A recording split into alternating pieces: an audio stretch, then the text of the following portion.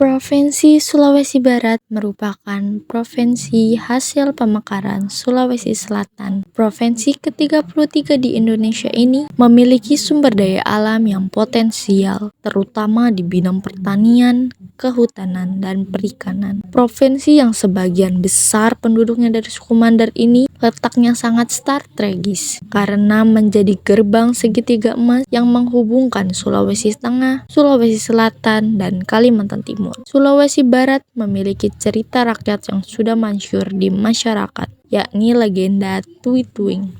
Konon, Tui Tuing seorang anak laki-laki yang kulitnya bersisik seperti ikan terbang. Dalam bahasa Mandar, Tui Tuing berarti ikan terbang. Konon kulit itu yang seperti sisik ikan karena doa kedua orang tuanya yang sangat mendambakan hadirnya seorang anak. Tuhanku, karuniakanlah pada hamba seorang anak.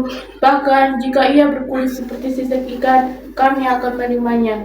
Kami mohon. Berkat doa-doa yang selalu dipanjatkan mereka, akhirnya mereka pun dikaruniai anak meskipun ia menyerupai ikan terbang. Meski demikian, mereka menerima dengan hati lapang. Ini memang permintaan kita, Bu. Kita tidak boleh bersedih, kita harus menerima dan merawat bayi ini dengan baik. Baiklah, aku akan menyayanginya sepenuh hati. Bertahun-tahun kemudian, Tui Tuing tumbuh dewasa. Orang tuanya sangat menyayanginya. Segala permintaan Tui Tuing selalu dipenuhi. Meski demikian, Tui Tuing bukanlah anak yang manja. Suatu hari, Tui Tuing mengutarakan keinginannya untuk menikah. Ayah, ibu, sekarang aku sudah dewasa. Usiaku kini sudah cukup untuk berumah tangga. Maukah ayah dan ibu mencarikan istri untukku? Anakku, lihatlah keadaan dirimu. Seluruh kulitmu penuh dengan sisik. Ayah takut tak ada gadis yang akan menerima pandanganmu. Namun, Tui Tuing tetap bersikeras agar ayahnya mencarikan jodoh untuknya. Kenapa ayah tidak mencobanya dulu? Aku tidak buluk-buluk ya. Gadis itu tidak perlu cantik. Yang penting mau menerima keadaanku dan bersedia hidup bersamaku. Baiklah anakku, ayah akan mencobanya. Dengan penuh kekhawatiran akan penolakan warga, orang tua Tui Tuing akhirnya mencoba memenuhi keinginan anak semata wayangnya itu. Mereka mencari tetangga sekitar yang memiliki anak gadis untuk dipinang. Iya, ada apa? Kedatangan kami ke sini ingin melamar anak Anda. Apakah anak Anda bersedia? Apakah sungguh menghina putriku? Kau kira kami sudi punya menantu seperti anakmu itu? Keterlaluan, pergi kalian dari rumahku. Anakku hanya akan bersanding dengan pemuda yang tampan dan kaya. Tapi bukankah anakku tidak terlalu buruk? Apa katamu? Tidak terlalu buruk. Lihatlah paras anakmu itu. Wajahnya penuh dengan sisik. Apakah kalian tidak sadar? Sekali lagi peringatkan, pergi kalian dari rumahku. Menjijikan. Ayah, sudahlah, lebih baik kita pergi saja. Seharian itu, orang tua Tui Tuing mendatangi setiap rumah yang memiliki anak gadis. Namun, hanya hinaan yang mereka terima. Dengan putus asa, mereka pun pulang ke rumah. Maafkan kami nak, kami sudah berusaha. Tapi tidak ada putrinya ingin merelakan menikah denganmu.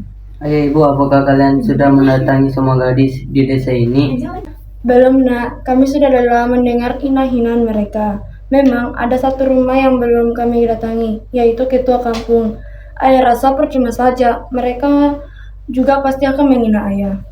Anak ketua kampung mempunyai 2 putri. Aku yakin salah satu dari mereka mau menikahi denganku.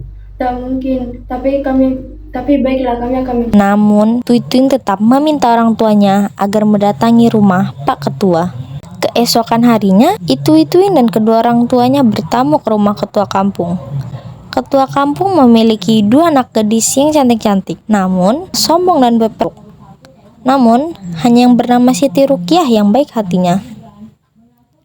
Siti Rukiah dibenci oleh saudaranya. Selain baik hati, ia juga berparas cantik. Saudaranya iri dengan kecantikannya.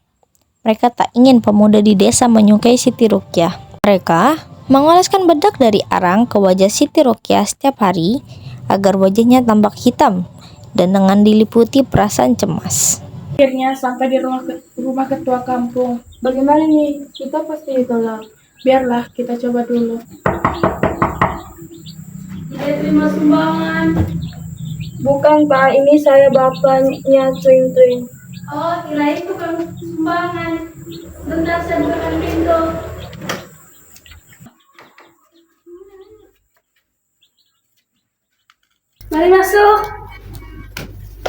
Silakan duduk. Terima kasih.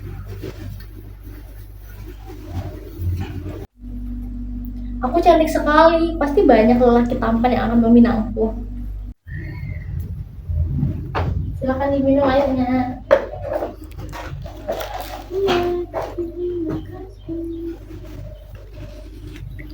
Ada apa ini ramai-ramai ke rumah saya? Ini tangan saya kemarin ingin melamar Putri Juragan untuk dinikahkan dengan anak saya. Apakah anak Anda bersedia menikah dengan anak saya? Apa? Sadarkah kalian? Anakku cantik dan anakku jelek. Mana mungkin mereka bersanding? Pemuda itu mimpi ya? Mana ada yang mau menikahi dengan pemuda bersisik? Pemuda tuh mimpi ya? Mana ada yang mau menikah dengan pria bersisik? Aku saja harus beli skincare tiap hari. Memang kalian mampu? Tidak boleh seperti itu Kak, kita harus baik terhadap tamu. Tapi ya sadar diri juga dong tamunya. Sudah biar aku saja. Ayah, jika tidak ada yang menerima lamarannya, aku bersedia menerima lamaran itu. Apakah yakin aku? Tanya anak berkecukupan, apakah yakin ingin menikah dengan dirinya? Yakin sekali ayah, kakak. Jika tidak, lagi pula tak ada yang mau juga dengan diriku selain Ting-Ting. Syukurlah sekarang aku kan jadi anak tunggal. Kedua orang tua Itui-Tuing bahagia mendengar kesediaan Siti Rukiah. Terima kasih nak, sudah mau menerima lamarannya. Dan saudaranya pun yang mendengar sangat senang karena Siti Rukiah menikahi pria bersisik yang miskin. Menjelang sebelum pernikahan, Siti Rukiah mendatangi tempat rias make up untuk meminta tolong agar mukanya diberi hiasan yang cantik.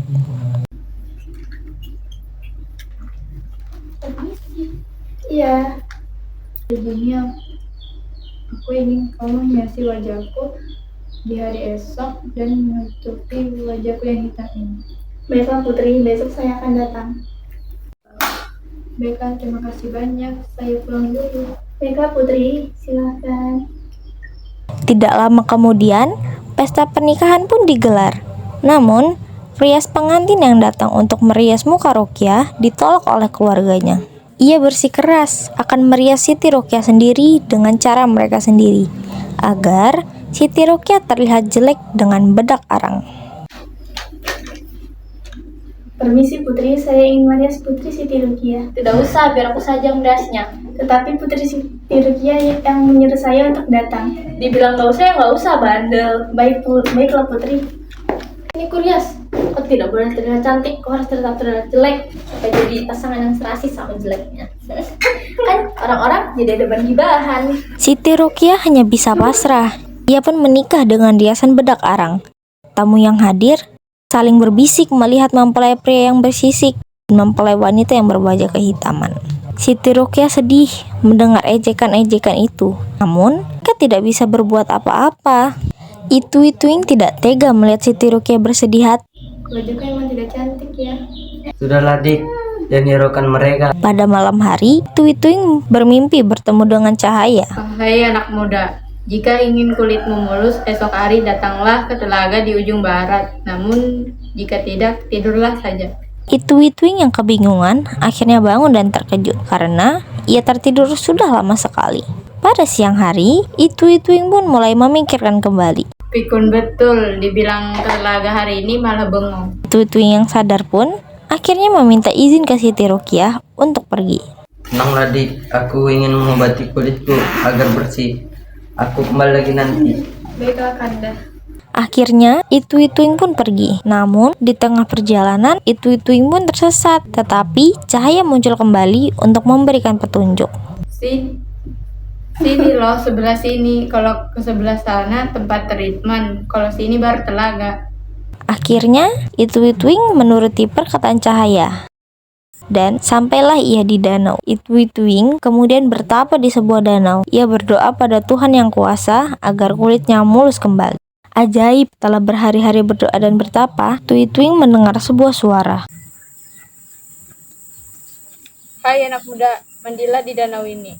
Maka kulitmu akan menjadi halus dan mirip seperti Taehyung BTS. Mendengar perintah suara itu, Itui-Tuing segera mandi di danau. Ajaib, kulit Itui-Tuing berubah menjadi halus. Sementara itu di rumah, Siti Rukiah membersihkan diri dari bedak arang. Ia ingin tampil cantik ketika suaminya pulang nanti. Kasihan suamiku, aku harus tampil cantik di depannya.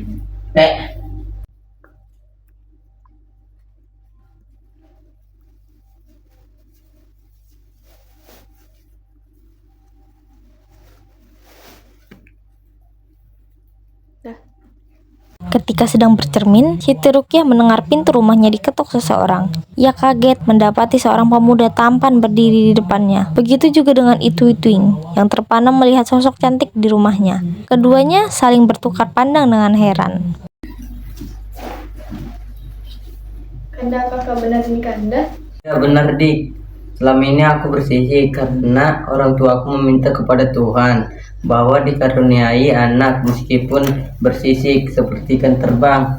Oh iya, kenapa wajahmu tidak hitam lagi? Selama ini keluarga yang mengoleskan bedak arang ke wajahku agar terlihat jelek dan tidak ada pemuda yang menikahiku. Aku sungguh bahagia mempunyai istri yang baik hati dan berparas cantik sepertimu. Sejak hari itu, Ituing dan Siti Ruqyah hidup bahagia. Saudara dan tetangga yang semula mengejek mereka pun malu melihat perubahan paras keduanya. Ituing dan Siti Ruqyah mengajari kita agar tidak pernah putus asa, meskipun hidup kesusahan, karena ada Tuhan tempat meminta pertolongan.